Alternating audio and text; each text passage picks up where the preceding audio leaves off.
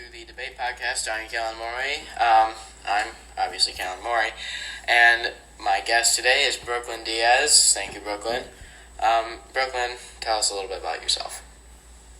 I am Brooklyn Diaz. I'm in 8th grade. I'm Callan's first guest on his new podcast, and I am just a very special person.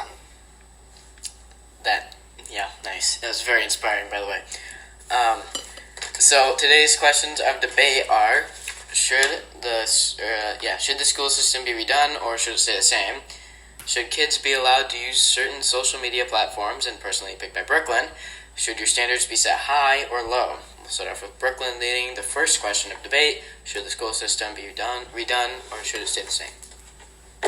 I think the school system should be redone, but I think some things should stay the same. Like, I don't even know what should stay the same. Like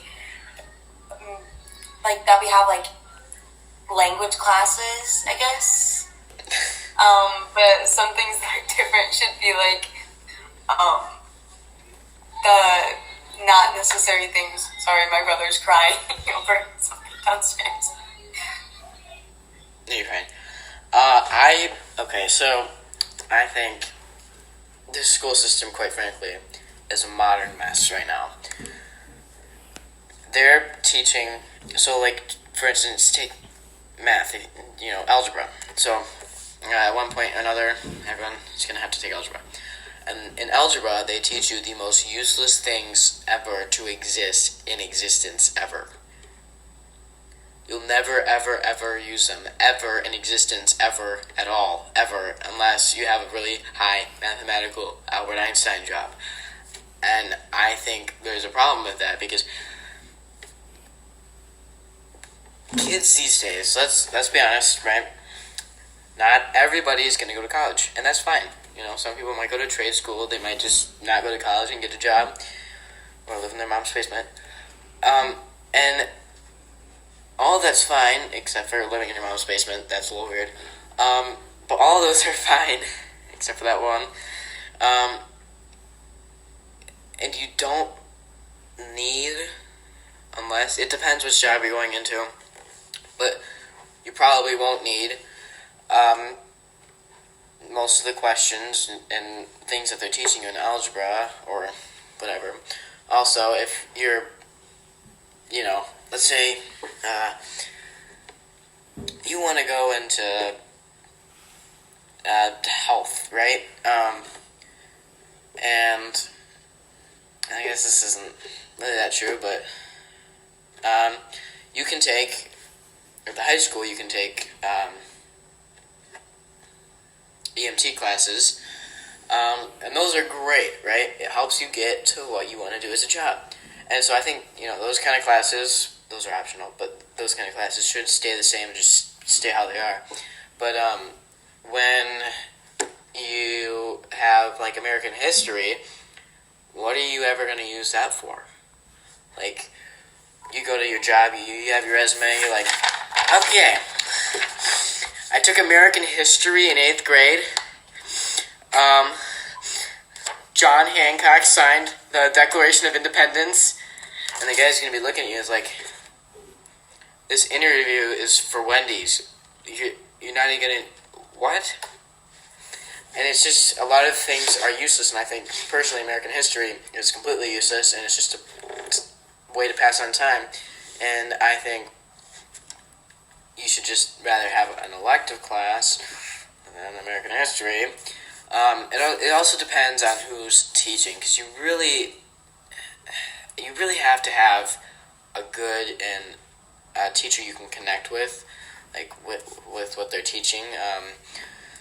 For instance, I'm going to say this bluntly, but there is an American history teacher who I know of who does not really connect with the students that he has.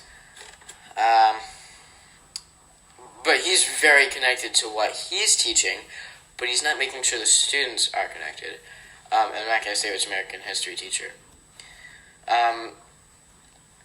It may not be mine. It may be mine.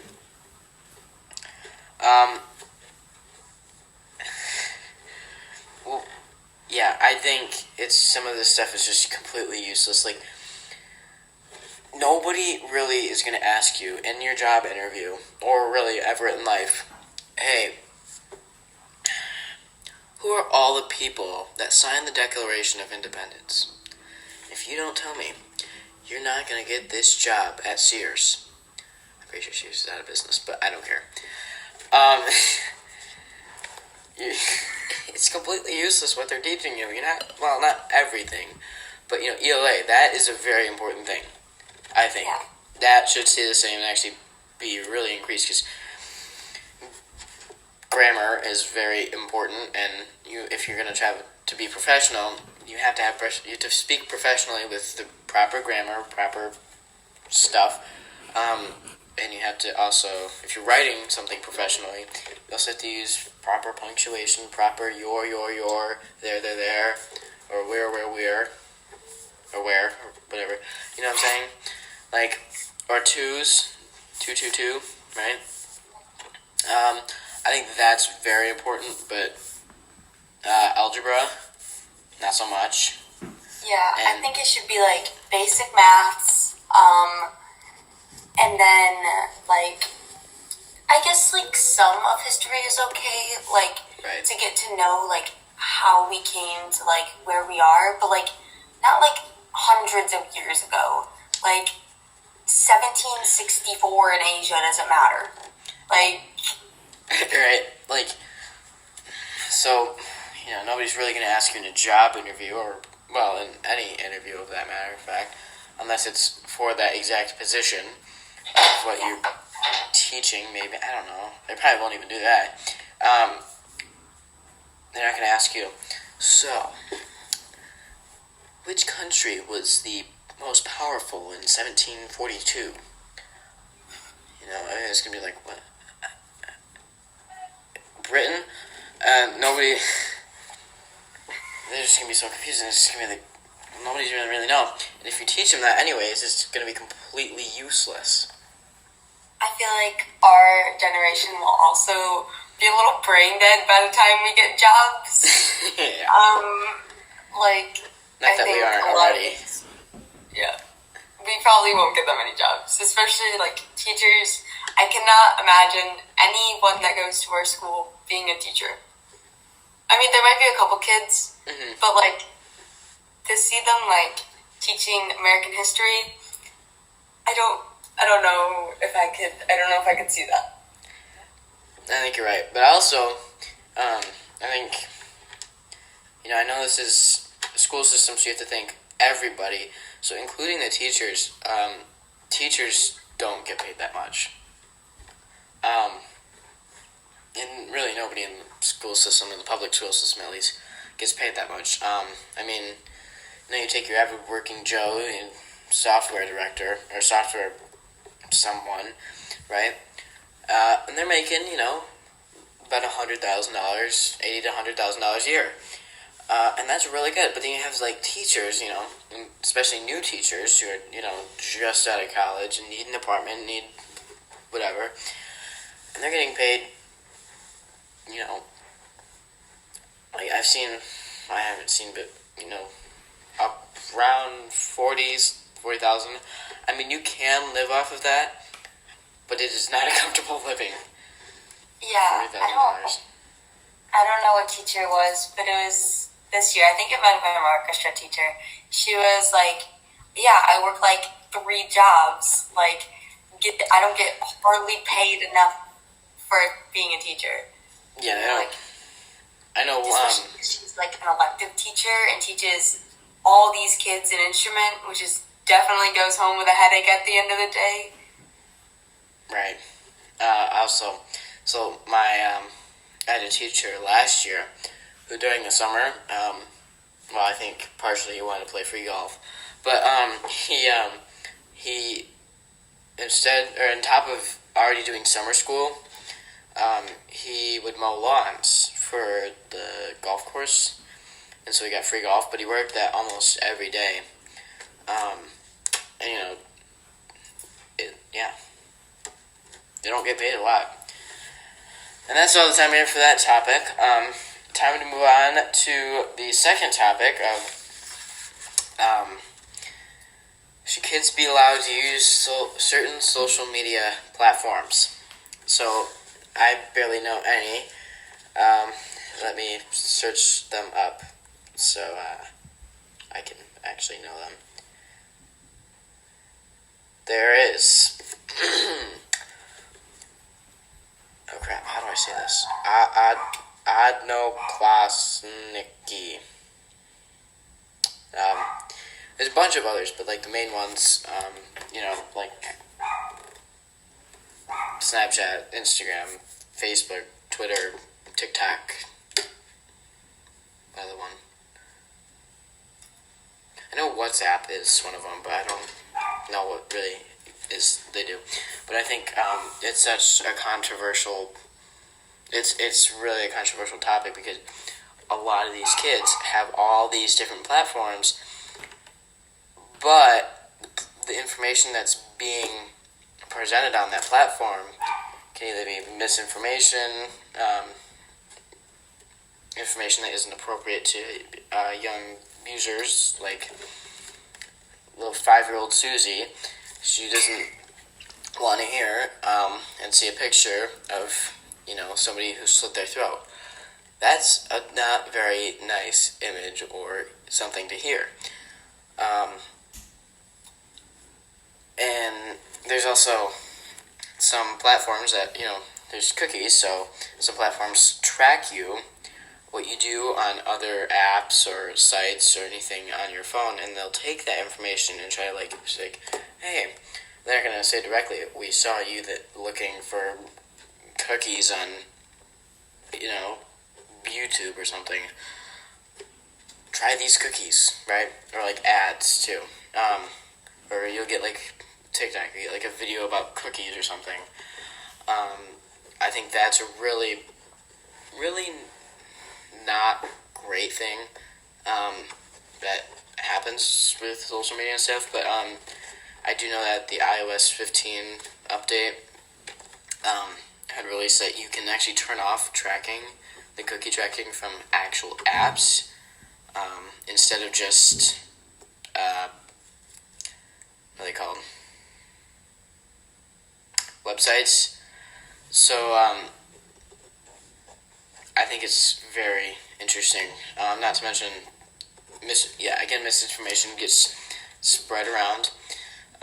Also, violence can happen too. Not to mention the obvious, the January 6th Capitol attack. That was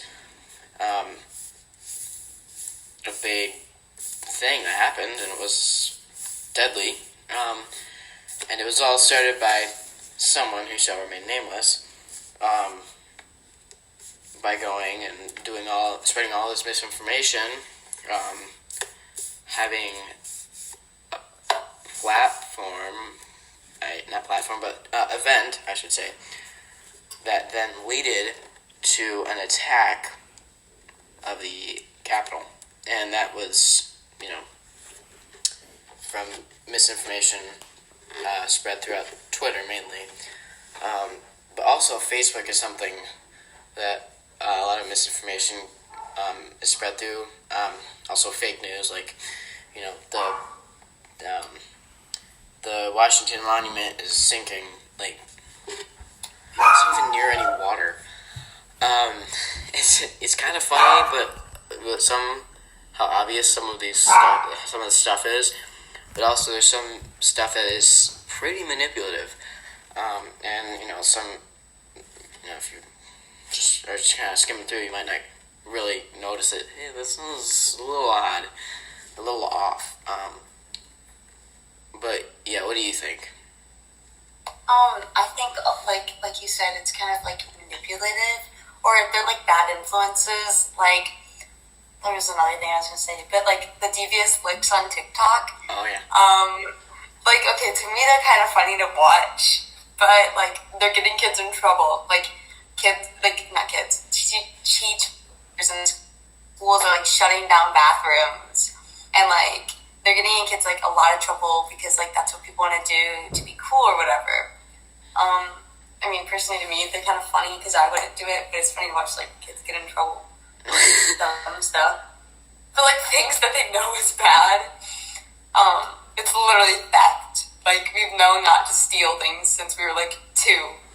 I think, like, kids shouldn't be allowed to have, like, Instagram because, like, why do they have to look at, like, other people's pictures or videos or post pictures and videos of themselves or something? Right. I think on Instagram, so I think Instagram's a little different than, actually, not really, but it's a teeny bit different than Twitter. It really depends on who you're following. Like I have Instagram, but I follow, car channels, so I'm not getting any political things really. I just follow car channels, and that's it. So that's all I'm getting, and that's all I'm seeing.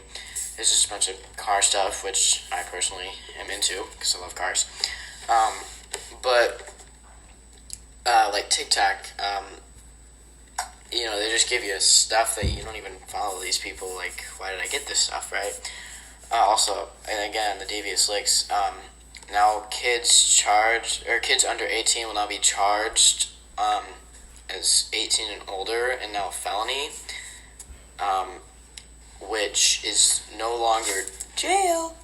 It's now prison, which is actually different. So jail is like your average, it's kind of like your city little area, right? But prison's a lot different, and it's a lot bigger, and so you really should not be doing these devious licks. So just a little PSA. I think another thing about Instagram is, like, a lot of, like, bullying happens on a lot of social media apps. Like, I think a lot of Instagram is, like, following your friends or celebrities. Like, you use it for cars, but I know, like, if I had it, I'd probably use it for friends and celebrities. And I feel like it's a lot of, like, you post something, you could get bullied, or you could compare yourself to others. Right. And, like, I mean, it's National Suicide Prevention Month, so I probably shouldn't be saying this, but, like, people commit suicide and stuff. And, like, a lot of it happens through social media, like Twitter and Facebook. I know a lot of, like, mean things get said and spread around on there. It's, like, on Snapchat, there was one school, I heard of, like, they had, like, a suicide thing where, like, if something didn't happen by this time, they were like, if so-and-so does this before then I won't kill myself. But it doesn't happen, I'm going to kill myself. And, like, I think one kid did really commit, and then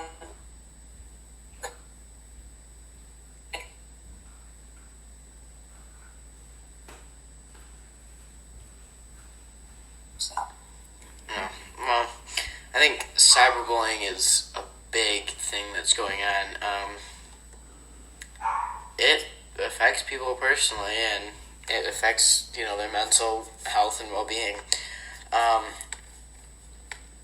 All because, Susie doesn't like what color pants you're wearing, and then she'll go and post about it, ugly pants, right? Or ugly pants. What's a name that rhymes with pants? Ants. Name. Not no. I think you said what's the thing that rhymes? Oh no, name. What's a name? Lance. Sure. Ugly pants Lance. Like, Lance isn't gonna feel very good. Now he's being called Ugly Pants Lance by Susie. And this isn't actually based off of real stuff. This is just me going off whatever. But cyberbullying is a big thing, and it affects people, and yet it can cause them to do harm to themselves. And it's not like talking to people in real life. Also, when you see somebody on social media, and they're they look like they're having the greatest time in the world, like the best time, like the Kardashians, really, they aren't, and they're going, they might be going through stuff, and they're just kind of hiding it with the mask. But it is a big topic. I might dive into that a little more on the next episode, so stay tuned for that. But let's go on to our final planned topic, I should say. Personally picked by Brooklyn, should your standards be set high or low? Brooklyn, I'll let you lead that one. So in this case, I'm going to start off with parents or teachers. I think their standards for us kids or teenagers, whatever, no, some people are still 12. People are still 12 in 8th grade. What was I going to say? Their standards for us are very highly set. My grammar is not okay.